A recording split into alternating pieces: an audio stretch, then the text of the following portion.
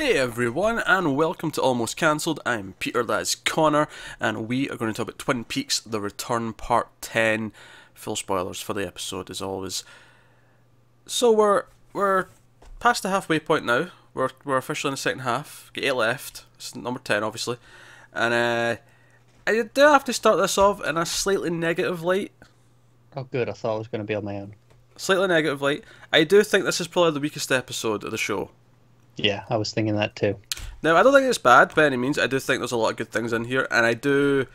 Obviously, I watched it a second time for my notes, as I've been doing, and I did actually enjoy it more the second time because I knew what I was going into, as opposed to sort of waiting for the juicy bit, if that makes sense. Like, it was kind of lacking that big meaty moment or the big meaty scenes that really got my mind going or anything like that. I think for me, it's maybe that it's over halfway through, as you just said, and a lot of the things in this episode feel very disconnected to anything that's been going on before now. I wouldn't say this. I mean, there's one or two that I can kind of see that. I would say there's a few scenes that I specifically felt were redundant because it felt like it was reiterating stuff we'd already had. Yeah, and then on top of that, I'm starting to feel like the Dougie stuff's going on a bit too long, perhaps. Maybe I'm not down on it yet. I'm still digging it. I do think though that his scenes, the Cooper out of it, everyone thinks he's Dougie scenes. They are starting to kind of feel like they're repeating themselves a little bit. Yeah, I was still really enjoying them up until the last time we saw any of them. yeah, me too. It was just once we got to this episode, I was like, now it feels like it's spinning its wheels a bit. Like it didn't do anything new really this episode with him. So yeah, there's definitely some criticisms to have with this episode. Now, I don't actually think it's a big deal in the long run, mainly because I feel like this happened with the original show as well. But there's these episodes that's feeling more the connective tissue where it's like, oh, it's moving all these things along, and it did do a lot of that. There's a lot of plots here that go along a bit, and it kind of feels like, oh, back when you go back and watch this as an 18-hour movie later, when it's all said and done, this will just play fine because it's in between and it's just going through stuff. Because there's important stuff in here. There's definitely things that are going to be worthwhile to talk about, but it definitely left me feeling that this is probably the weakest episode of the show. And I think also the fact that it got to the musical performance at the end, and I checked the time, 6 minutes left, there's actually going to be a scene before the credits. Exactly. And then the song went on for so long, I went, there isn't going to be a scene, is there? It's just going to go to the credits eventually. I was doing the same. I checked it. I was like, 6 minutes. I was like, okay, well, we might get another 2 minutes or something at the end. Yeah. And then I was like, hang on, that's the credits. Balls. I think this is a symptom of it being more of an 18-hour thing cut up into parts as opposed to being episodic. I feel like this is maybe the first one that's really suffered from the idea that there was nothing. This one just happened to not have any of the really juicy didn't necessarily function as a weekly episode of something. Yes, but as a part of an overall larger thing, I'm sure it'll be fine once we get to all the stuff that it sets up. So again, weakest is not necessarily saying bad. There's still a lot of good stuff in here. So we started off with Richard Horne, who I've not seen for a couple of episodes. He goes to Miriam's trailer. She lives in a trailer. She was the witness who was at the Double R Diner, and he plays nice for about 2 sentences. But she knows to be scared, and she's like, I've already talked to the police, I've sent them a letter, and she's very, very adamant. And he breaks in. It's very visceral, it's very violent the way he breaks in, and she's screaming. I like how this is shot. It's all shot from outside the trailer. You don't see any of the violence. You just hear it. You just hear it. You see her, of course, lying there in a pool of her blood. She's still alive, of course, not for long, because he's lit a candle and he's turned on the stove. So, obviously, the plan is that it's going to go boom eventually. That said, we never actually... Because I was expecting it to go up as he was walking away. Never did. And it never did. So, the room is there for them to swerve and say, oh, someone found her in time and dragged her out. There is, yeah. So, the option is there, but... he calls Chad to intercept this letter. Goddamn Chad. And we saw them. Knew we were right to hate him this much. Yeah, we saw them working together briefly, and that's in the Roadhouse way back when. But this confirms there's definitely an ongoing relationship It's definitely very well established. It's not just like one little thing they do with each other. So that was kind of the opening scene. But I did like how that was shot. I liked the whole outside of the trailer stuff. Speaking of trailers, we go to the trailer park. We see Harry Dean Stanton's character just singing a song, just playing his guitar, and we see a red cup fly out of a window. As it does. And again, red. So it's like, okay, whoever's in there is important. I was thinking, remember we'd heard about Linda and her husband, or whoever. They lived nearby Harry Dean Stanton. Turns out, no, it was Becky and Shitty Steve. Yep. We've not seen since he was introduced properly. And turns out he is like full on Leo 2.0. Like he is going off the deep end. He's screaming at her, "Why have you not asked for a raise? Don't give me that innocent looking look." Like he's absolutely insane. And he's still got that shitty facial hair that I commented on. Not a lot to analyse here, beyond maybe just obviously the observation that she is going through almost exactly what Shelley went through at that age. Yeah, it very much feels like these things repeat themselves. That's kind of what it was just telling us, I think. Yeah, very, very cyclical. And it's really setting us up to want to... I can't actually decide who do I want to see die more, Shitty Steve or Richard.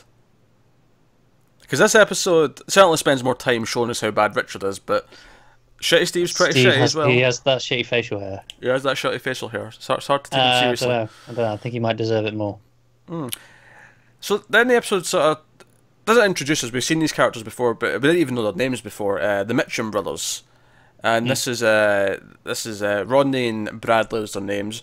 Rodney being Teabag from Prison Break, something Kemp, I think his actor's name is, and then then the other one is Bradley, whose name I'm forgetting. Oh, that's annoying because he's one of the one of the brothers. He's acting brothers.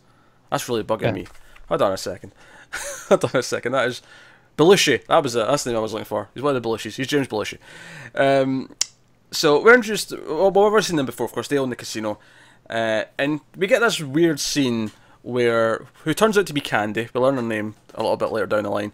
But Candy's one of the three girls who were in pink. We've seen them briefly when they were at the casino asking about all this money that was won, and they fired the manager. We've seen these three girls in their pink dresses sort of staring into space, and Candy being the middle one of those three. And that seems to be her constant place, because when we're back at the casino later, they're standing in that exact same spot in the exact same kind of staring into space way. She's basically, there's a fly in the room at the Mitchum brothers' house, or the Mitchum brother. I'm crossing it in Iron Fist there. Similar name. Don't remind me. She's a fly, and she's got a red handkerchief, and she's trying to swat it with a red handkerchief. And again, I'm reading into this as red. Important here is this showing is that her obsession, what she's thinking, because she's not on drugs, but I was getting some weird correlations. But we keep talking about how Jerry might be feeling things that Cooper's going through. I'm wondering if she has some weird connection to something because she's so out of it all the time.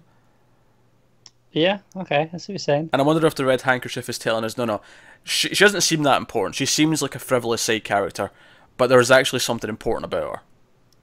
Yeah, it makes sense, especially as we keep coming back to her. Yeah.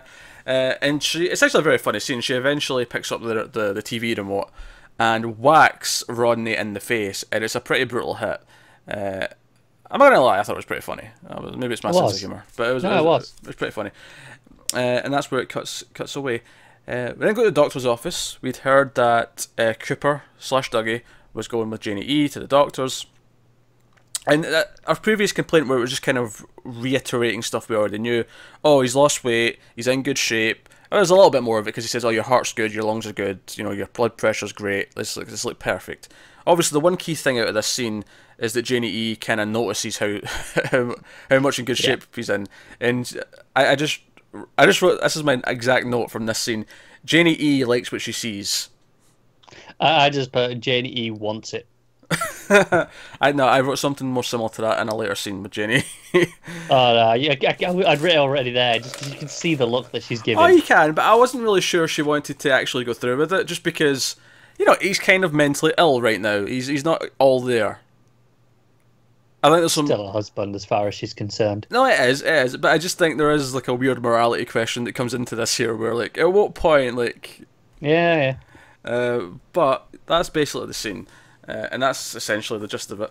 Then we go back to the Mitchum brothers, and we're back in their house, back in the living room, and Rodney's sitting there, just sort of like nursing his face. He's got a drink, and Candy's crying, like bawling her eyes out. And she's sitting there crying for so long, and Rodney's just staring at her. He eventually says, "Look, Candy, I'm okay. It's fine. It's not a big deal, right?" And given that he's like this sort of gangster guy who seems to want to kill people, like it's kind of telling that he is just like, "I'm fine. It's fine. Yeah, I'm he's okay." like, "No, you were trying to get a fly. I'll let it go." Yeah, but he seems quite genuine. It's not even like he's putting it on. He's really trying to like, "It's fine. Let's go over this. We can move on with our lives. It's okay." And so the news comes on. We see the weather first of all, and it mentions it's going to be hot in Vegas over the next couple of days, which is more important later, I think, but I'll mention it just now. But it goes to the news, specifically the news bulletin, and a couple of really key things here in the design of this news program, I thought. One is that there was a giant red button on the news desk with the number 12 on it. Yeah. I don't know what 12, if 12 is important necessarily, but I don't know if that's maybe saying... I think it's townless. Watch out for episode 12. That's what I was going to say. Like, does that mean episode 12's got something big coming in it? Yeah. But it's interesting. So big red button with number 12 on it. Also, their animation had dice in it. It was like their whole theme, like going to the story, there was this big rolling CGI dice. I just assumed that was because Vegas. Which is a fair assumption, but I'm just saying, because we've pointed out a dice before on the desk of the manager, then it was in another scene with another desk, I think, and like it's been a recurring thing. Yeah. Maybe the idea like dice just represents fate. Like, you roll dice and... Yeah, I think it'll be something that maybe Dougie Cooper will see the news and he'll see the dice, and that's what will draw his attention to whatever's on it. Maybe. But so basically, the news story is that the police have apprehended Ike the Spike, and the Mitchum brothers go, "Oh, Ike's been arrested. Oh, call off that hit on Ike. We save some money."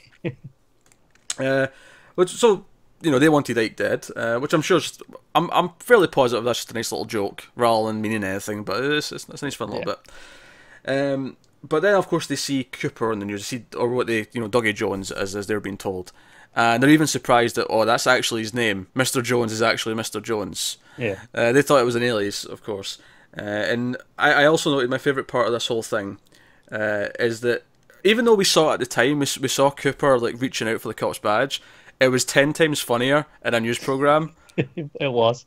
Like, JDE's like really playing slapping it up. his hand away. Yeah, she's playing it up. She's like, he was a hero, and we did this, we did that, and she's trying to like sort of appreciate the attention they're getting, and Dougie's just kind of like, badge.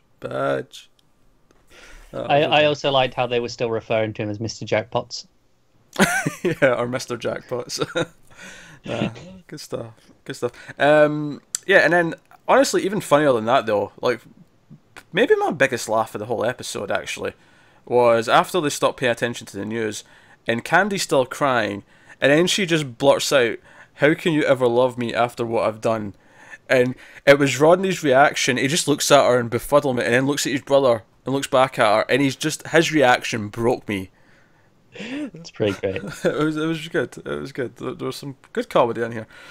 So then we cut to Dougie's house.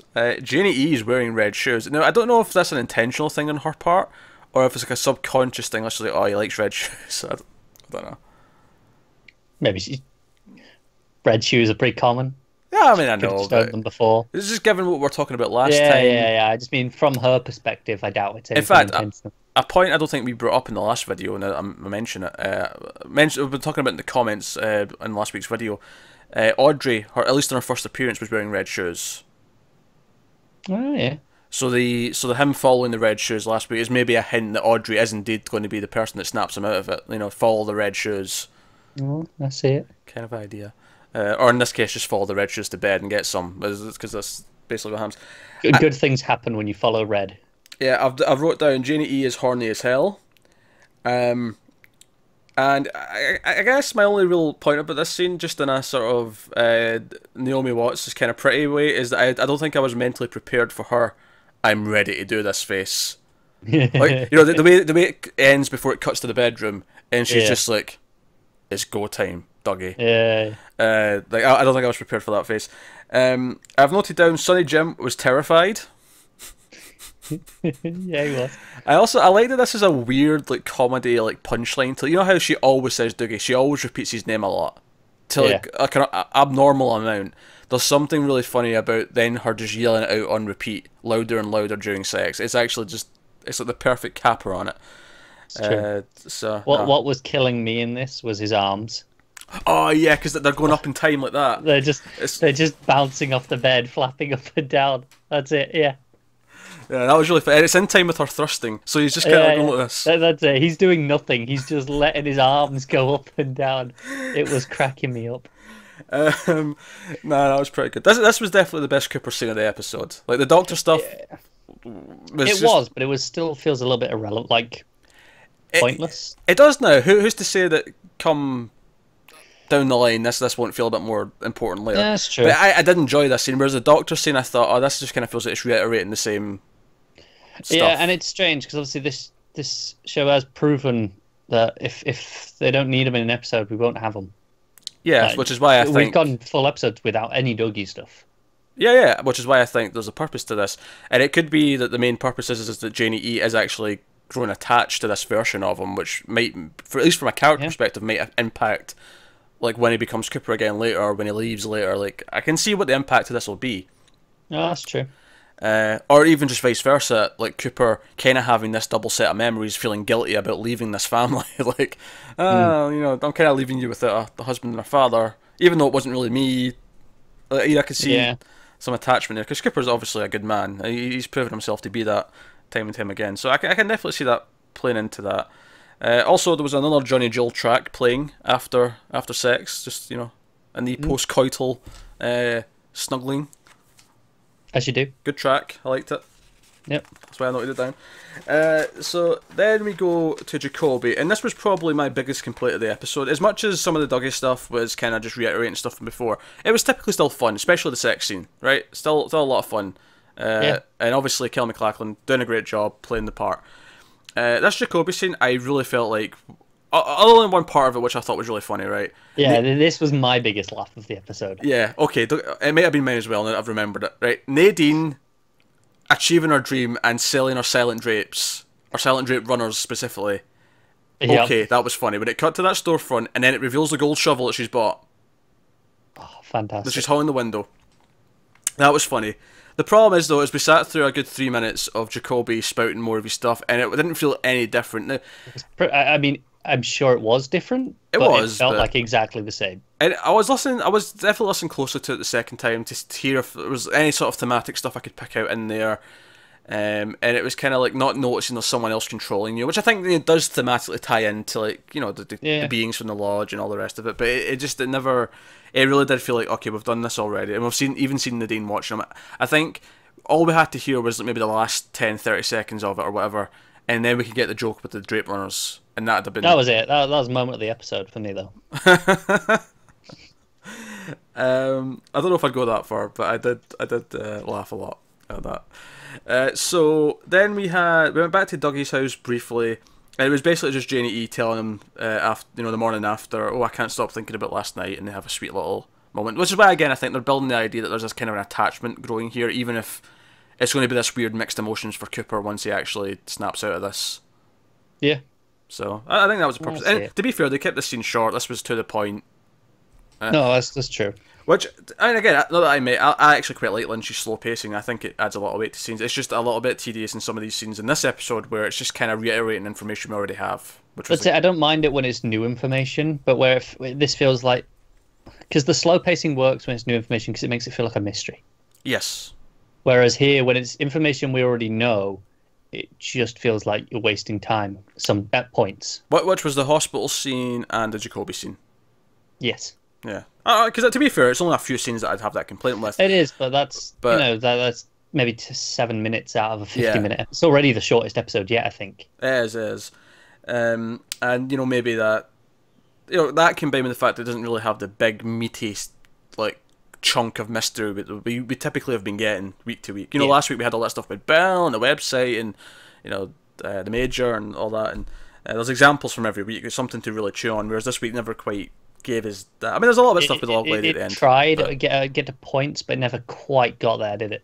Which is fine if you don't have something big for every week. I mean, it's like, oh, we don't have 18 individual big chunk things to give in each episode. It's fine, I get it. It's just... Yeah. It is, week to week, it leaves this one feeling a little bit less satisfying than the others.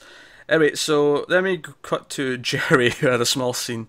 He's in the woods. He's not getting a phone signal, and he shouts out, "You can't fool me. I've been here before." Mm-hmm. Go on. You're the one who's championing this. He's feeling what Cooper's feeling. I don't know if he's got some of Cooper's memories. I don't know. That part of the woods. Those woods, yeah. Possibly. Do you think he literally means woods, though? If we're going with this theory that he's saying, I've been here before, does he actually mean the woods, or does he mean this world, or does he mean something like that? Yeah, I'm not entirely sure. It could be either. Both work. Yeah. Alright, so then we go to the police station, and this was a double-edged sword for me. Because there was a massive pile of donuts. Yeah, this is the first time I've properly seen donuts in this new season of the show. It was so exciting. But it's a double-edged sword because the first person to eat a donut was Chad, and that hurt me deeply. Did feel like a bit of a stab in the gut. It felt like a betrayal of everything we trust. Lynch has a lot to answer for because he let Chad eat a donut first. But let me put it this way: I watched this just after Game of Thrones, and Game of Thrones is, it's famous for making you hate something in most episodes. I hated this guy eating a donut more than I hated anything in that episode of Game of Thrones. So yeah, he this is basically him trying to intercept the letter. He's out with Lucy at the front. Lucy's like, why are you here?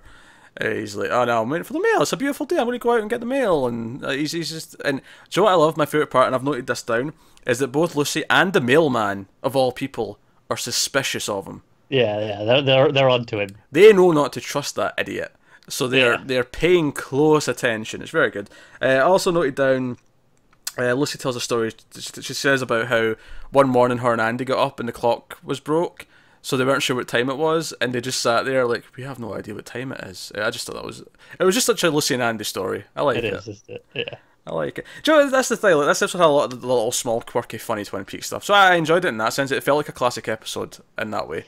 It did. It just feels underwhelming after, the 9 that we've just had. Here's the thing, though, right? Here's the thing.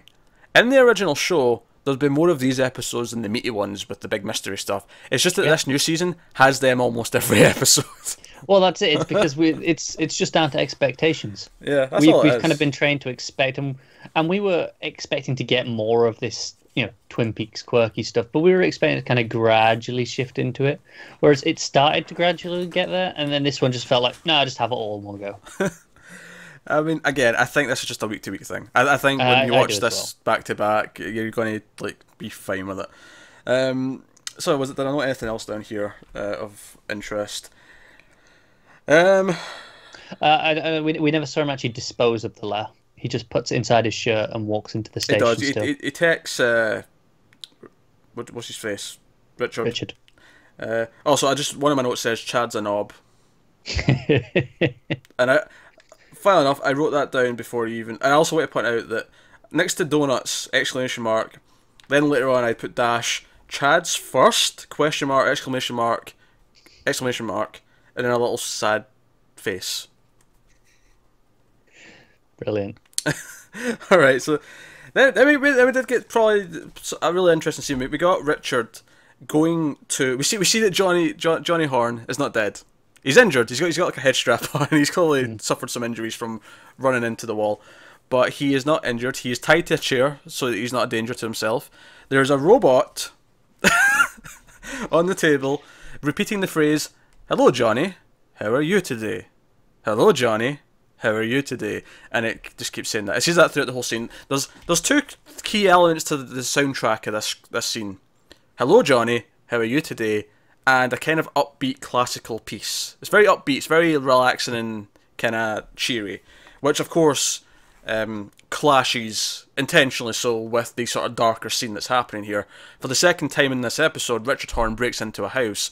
And he doesn't try to kill his grandmother, which there's a big point there. He calls her grandmother, which again we kind of knew his last name was Horne. We guessed this, but it does mean that it's not Jerry's side. It does mean that it is.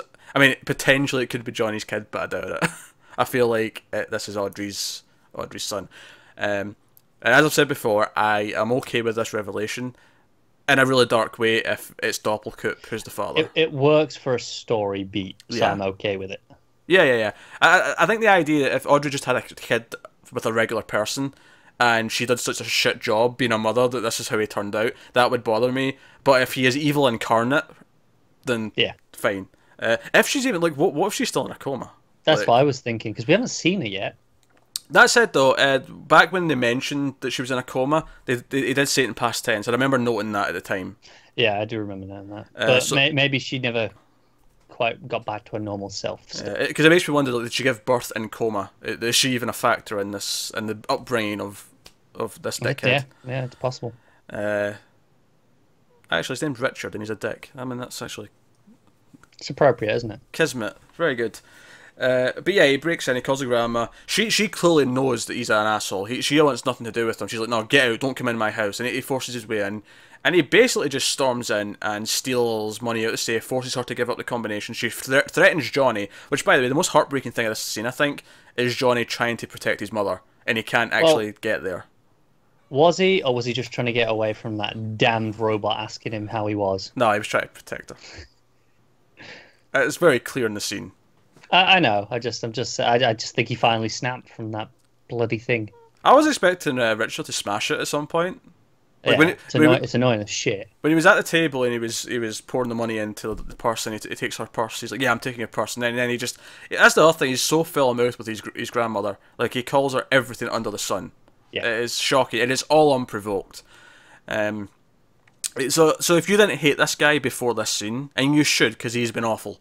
He's killed a kid. He's threatened sexual assault. He has actually killed someone, other than the kid. You know, he actually intentionally went in and murdered someone to, you know, stay free and out of jail.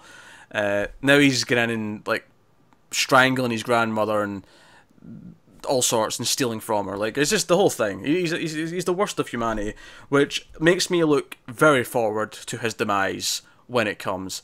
There must be comeuppance. It must happen. Give it to me. Can't wait. I cannot wait. It's gonna be great. He's the worst of the worst. Yeah. And I can't wait for it. And yeah, so I thought it was really interesting, the classical music, the really upbeat stuff that was kind of, you know, it really clashed with the, because it was a very peaceful before he arrived, wasn't it? Yeah, because when it cuts to, like, Sylvia Horne on the ground, she's crying as she's, like, witnessing the horror of her grandson just emptying money into a bag. Like, it's just, the whole thing feels horrific. It's really proper shocking. Yeah. So then we cut back to Vegas. We cut to Mr. Todd, who's the guy who's been arranging the various hitmen. He hears about Ike the Spike from his assistant, and that's when he brings forward Anthony, who of course is the Seasmore character from Lucky 7 Insurance, the one who works with Dougie and is concerned and has been up to something with the books. And we actually find out later what he's actually been up to a point. So he actually worked with Mr. Todd because Mr. Todd's the arch nemesis of the Mitchum brothers, and he wanted him to doctor or wrangle the insurance paperwork so that their 30 million claim for a hotel fire wouldn't go through. Sure. Yes, and now he wants him to go to the Mitchum brothers and tell them that Dougie Jones is responsible, so that they'll hate Dougie Jones and go and try and kill Cooper. So that's his plan. They don't hate Dougie enough already. Well, that's the thing. Mr. Todd doesn't know about the money winnings. That's true. Yeah, that's just a happy accident for them. Yeah, they already he's on their radar already anyway. Yeah, arguably, like, they could almost write him off as just being lucky. Right, they don't want to see him again, certainly, because he may be up to something. Yeah. But once it becomes, oh wait, he also screwed us on that $30 million claim, you know. So, yeah, so that's basically his plan. And then he also points out that if you fail to get them to kill him, then you're going to have to do it yourself. And Sizemore doesn't seem like a character who actually kills people. He seems like a slimy guy, but not someone who's actually in that world quite yet. It'll be fun to watch him try, though. Because Ike the Spike failed, so this And guy's got no chance. Yeah, and Ike the Spike clearly has been shown to be a very capable killer. He was a seasoned professional. He took pride in his work. Exactly. We cut to a hotel in presumably South Dakota, briefly to see that Albert is indeed on a date with Constance from the morgue, and Gordon and Tammy are just kind of watching and giggling like school kids, like, oh, he's on a date, oh, he's going to kiss her, oh, he's with a girl, the girl. That's basically the scene, which is fine. I enjoyed it. It was nice to see Albert be happy for once. Yeah, it was nice. Simple little scene. Good. Then we cut to the casino, back to the Mitchum brothers. Anthony's there, we see him on the camera, and this is when Candy comes back into it. We see the three girls standing next to the wall, and they ask Candy to go and get him, because he's out with the guy who works there. He's asking to come see them, and they ask Candy to go, and Candy, throughout this entire scene, both now and when she gets back, never does anything on a first request. Like, she doesn't hear them. She's sort of away in her own world, and they have to repeat it. And even when she does respond and says, oh, you want me to do this, it's very kind of oh, okay, I guess I can do that, like kind of idea. But she goes to get him, and instead of immediately bringing him back, we have the Mitchum brothers watching her on the screen as she starts, like, she's just standing there talking to him, and she then starts kind of like looking around the room and like pointing things out as if she's telling, and as they point out, what is she telling them her life story, for 4 hours. Like they're getting angry to the point where they start screaming down the walkie-talkie to the other guy to tell it, bring him in. And then when they come in, they ask her, what were you talking about? And Sizemore's like, she was talking, I was just listening. And she's like, oh, and that's when she brings up the weather. She says it's going to be really hot tomorrow, and that they're very lucky that they have good air conditioning in the casino, right? And she says we're on the Virgin layer. And now this might seem frivolous on first glance, but I actually think there's maybe something to it, especially if I think she might be important, or they're setting her up to be important in some way for later on. I think it's interesting. All that information happened while she was crying her eyes out, while she was upset about the remote control incident. Yeah. But she took all that information in, and I think that's maybe showing us that she might seem like she's not up to much, but she does actually take everything in. She was listening. Maybe it was almost just a distraction. So it seemed like she wasn't. Yeah, but she is listening to everything. It's kind of like she might be useful for information later, is what that was telling me. But no, I thought that was interesting. And then Anthony basically just tells them everything that he was there to tell them, and I actually really liked his delivery of all this. Yeah. Like, it was the way he had that sliminess to him, but he was like really trying to convince them. He's like, even as he's leaving, he's reiterating it. He's like, you've got an enemy in Dougie Jones, and he keeps reiterating it. Yeah. Yeah, that's it. It was just the repetition was just keep coming back. Yeah, he keeps repeating it, and the Mitchum brothers are just standing there. And again, I'm kind of loving their reactions to stuff, because they were just slowly getting angrier throughout, because they recognise the name. Because again, Anthony doesn't know that he was here and won money. He's just telling them all this stuff that he's been told to say, and he's like, they're just standing there, like, just slowly getting more and more stern faced and just like really pissed off, and then they tell him to get out.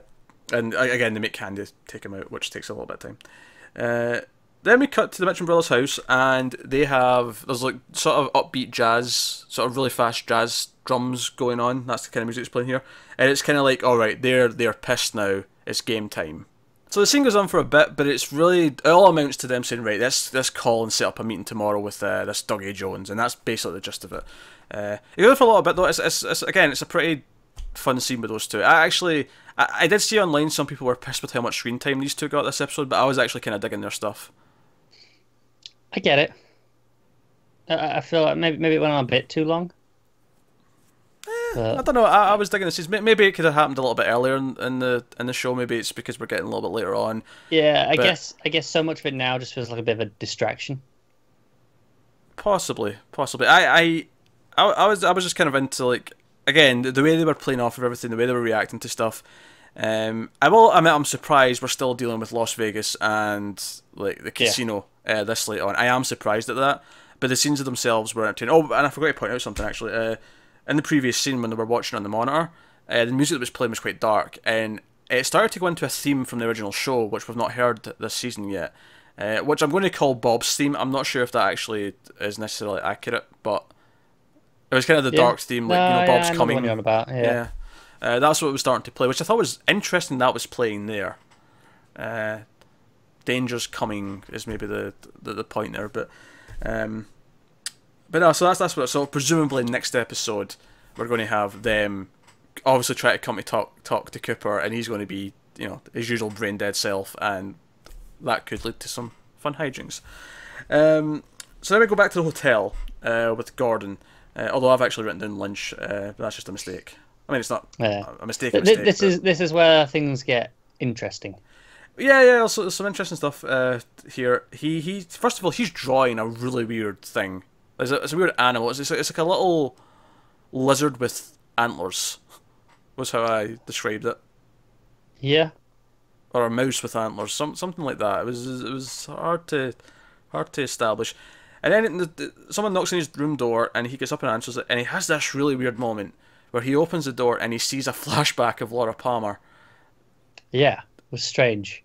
Yeah, it was like this. It was almost like an echo. I'll call it an echo in time of like her crying. But I think it's from Fire Walk with Me specifically. The scene with her crying. That's what it felt like to me. And then he sort of snaps out of it, and it's Albert that's standing there, and Albert comes in, and the scene progresses as normal. But I thought that was just like, is Albert or is Gordon getting some kind of messaging now? Yeah, and Albert noticed that he was a bit out of it. Yeah. Because he gives him that look when he's just stood there, and you know he knows that Gordon's looking right through him. He's not seeing him. So basically, where this scene goes is Albert comes in and he says, "Oh, right, okay, we've been monitoring Deanne's phone. She got a text, and he tells about a text from the last episode about the conversation around the dinner table's lively. That text, and he's like, did she respond?" And he said she did. And at first they thought it came from, I think it was Philadelphia, but it actually came from Mexico. And the message she sent back was, "They have Hastings. He's going to take them to the site." Which sounds very suspicious. Sounds like she's working with people.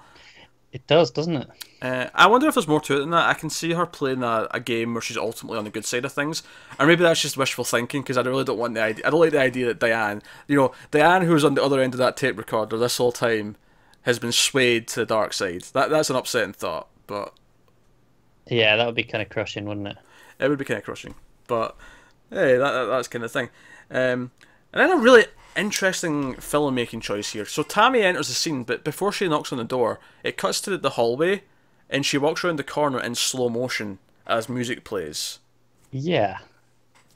This was strange, because it felt like this is a big entrance, is kind of what it was from a filmmaking perspective. A big entrance, or like she's not to be trusted, or something like that. Like it felt like it was really saying something about it. Yeah, it definitely felt like a big dramatic moment, but the scene didn't play like that. No, she just comes in, and then it does what she's there to do, and it's interesting. And I don't know, like, are they implying that Tammy's actually like, because they mentioned that she's the one who traced it. Like, did she doctor this? Perhaps is that what it's suggesting? Her walking around the corner on dramatic music right after they say this. I mean, I don't know. I'm just trying to make sense of. It's as good a guess as any. But even the fact that it cut out to the hall to see her coming to the door instead of just chap, then she comes in. Yeah, it felt like we had to see her face for this for whatever reason. Mm-hmm. This will make more sense. I'm really curious for ideas in the comments about this actually. Like, why did we get this slow motion entrance for Tammy here? Kind of weird. But she comes in and she basically says, "Right, you remember that whole thing in New York with the box? That's what we're bringing up." So obviously they were filming that for a long time, and one of the earliest memory cards they have with footage on it had this photo, and the photo is of Doppelkoop sitting in the box. There's also a bald guy who seems to be on the outside of the box, so he's presumably whoever was looking after it at the time. Yeah. Perhaps not, but that's the safe assumption. I assumed it was the watcher of the time. Yeah. But Doppelkoop's sitting in there at a table in the box. Yes. And it doesn't look like it's he still looks the same age as he does now, so it doesn't feel like it's that long ago. And I'm almost tempted to go back and look at his clothes and see, like, was this kind of echo of like something else we've already seen with him sitting at a table? Like maybe like it wasn't in the prison, because obviously in the prison he was wearing prison stuff, but yeah. I'm just wondering, like, was this like an echo of another scene somewhere else that was appeared in the box, because he's obviously got connections to the lodge and all that. Yeah, it could be some timey-wimey stuff. Could be.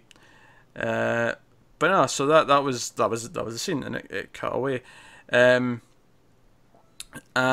it cut to the hotel. I'm blanking on the name for some reason. Great Northern. Thank you, Great Northern. And it's basically just Ben on the phone to Sylvia, and Sylvia is distressed and telling them all about everything that happened with Richard. It seems like they're divorced now, because he mentions sending her money, so it doesn't sound like they're living together or anything like that. It sounds like they've been done for a while. And after the phone call, he's so stressed by the interaction that he actually just shouts on Beverly and says, "You want to go out to dinner?" Which maybe shows that not necessarily that he's not changed, but like, well, the question is, like, I suppose it's still wrong because he knows she's married. So that's obviously a fair point. But it's not like before we would have assumed he was cheating as well. Yeah.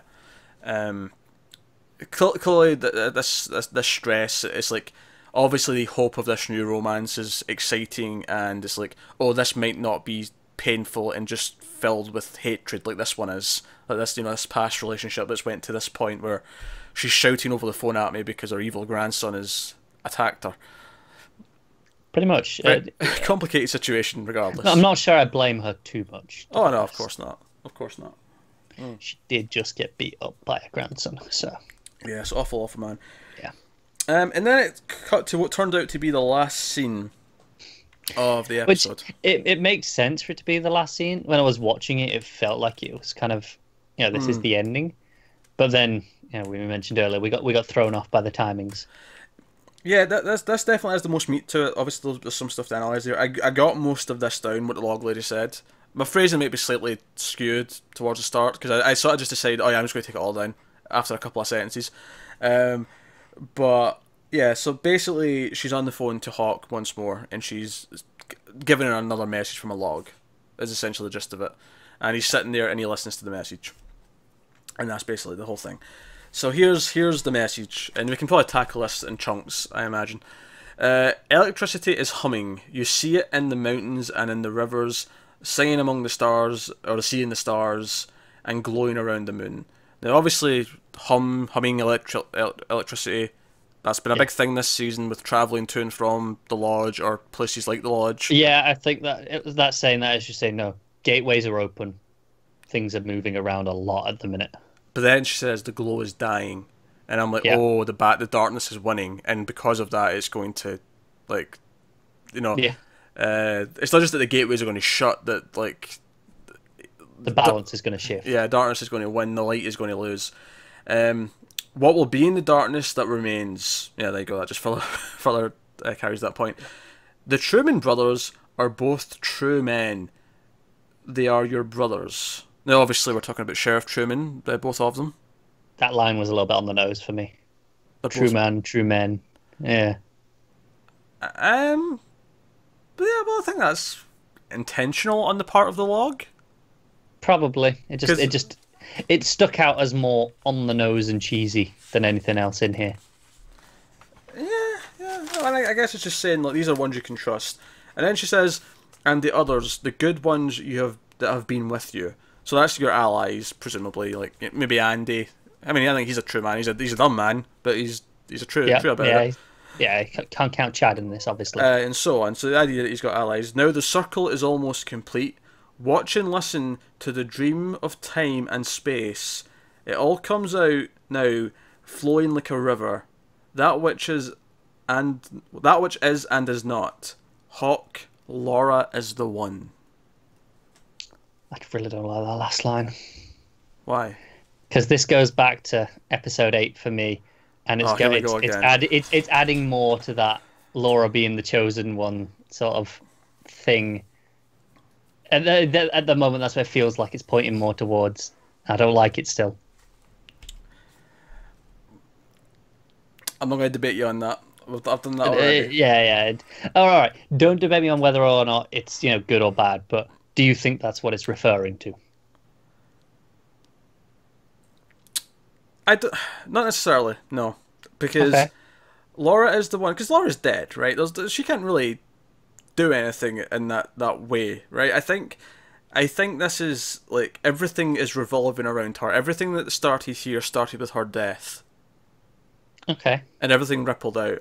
And I think she's telling Hawk, or the log is telling Hawk, if you want to put it that way, that however they're going to figure this out, it's going to be something to do with her. Okay. The reason that I'm still thinking it might be this chosen one thing is back to the start of this season, where we saw Laura. She's in the lodge, but Leland said to Gibby, "You've got to find Laura." Yeah, he did. Yeah. And rather than being, it's at the time we read it as "please help her," whereas now I'm wondering if it's like, no, you need Laura. She's the one that can. Laura is the one. Like that's why you've got to find her. It could be, and I have zero problems with that. If that's the case. But here's the thing, though. She's not a person anymore, though. If he does find her, she'll be an entity, kind of like the other beings from the lodge. Yeah. Unless... Oh, here's an idea. Go on. She's in someone else now. Oh, okay.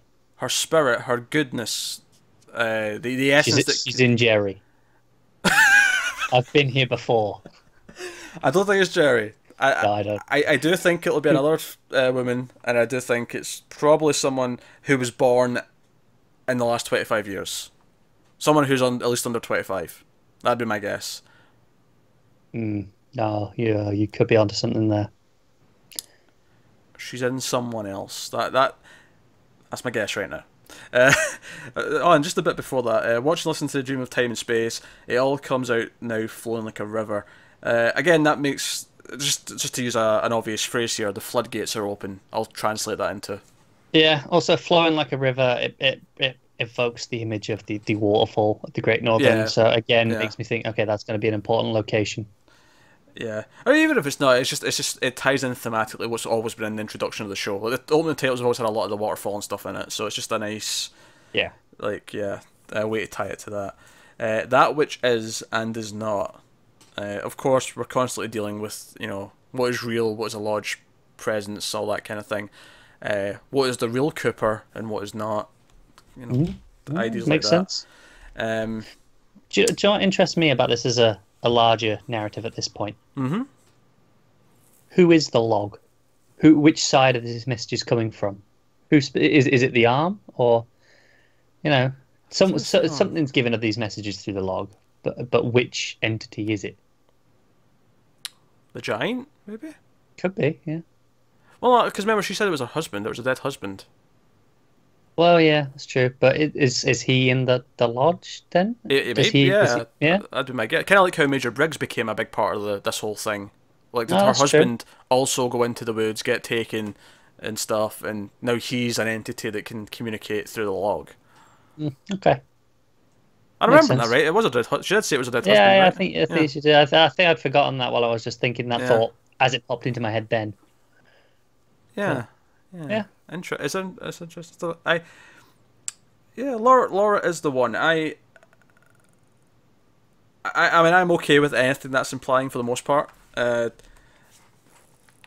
Yeah, because again, not to go back to the old argument of her being a chosen one, like, is that good or bad? It's just, for me, everything in Twin Peaks does feel so intentional on both sides. Like, if there is this constant struggle from good and bad, like this war being waged that regular people never see, kind of idea, like it won't seem like a random murder to us, but there's actually a larger tapestry like going on here. Doesn't rob it from me because Twin Peaks has much more going on than. No, I know what you're saying. I think for me, it's like you said. There's this war between two sides, and humans don't see what's going on. And I like the idea that they are free to do as they will in the middle. Well, see, I think they are. I think that's the important part, though, is that if the light and bad side are playing a game of chess, I think what's interesting here is that the human beings in the middle can deviate from what they're supposed to do. I think a lot of free will is still a part of that. You know, I think I don't think Laura's path to death was really what the giant or whoever had intended for her, really. That this was the way she chose to go about things. I still think free will is a big part of this. In fact, I think free will against this fight is kind of the ultimate thing. Like Cooper ultimately, it's not just that he has to win it for the light side, he kind of has to prove that it's not all just predetermined, that they can make a difference, that they can alter things.